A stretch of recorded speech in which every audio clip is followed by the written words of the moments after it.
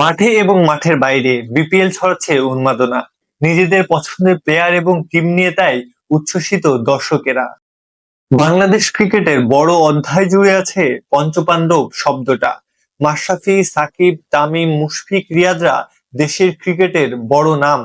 চলুন দেখে নেওয়া যাক পঞ্চপাণ্ডবদের মধ্যে কে কতবার জিতেছেন বিপিএল শিরোপা।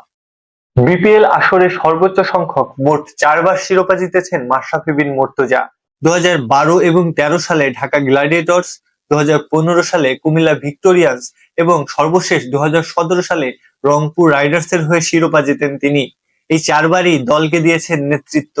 বিপিএল এর আসরে মাশরাফিকে তাই বলা যায় সবচেয়ে সফল অধিনায়ক।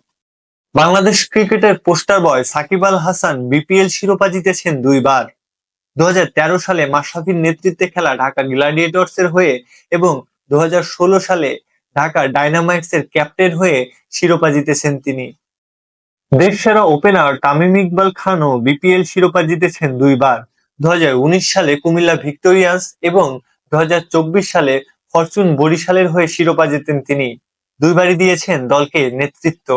মুশফিকুর রহিম এবং মাহমুদুল্লাহ রিয়াদ বিপিএল শিরোপা জিতেছে একবারই। 2024 সালে তামিমের নেতৃত্বে খেলা ফরচুন বরিশালের হয়ে প্রথমবারের মতো দুজনেই শিরোপা দেখা পান।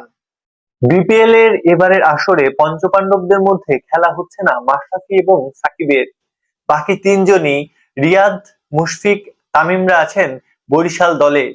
এবারও কি বরিশালকে চ্যাম্পিয়ন করে তামিম, মুশফিক, রিয়াদরা বাড়াবে নিজেদের ট্রফির সংখ্যা? আপনার কি মনে হয়?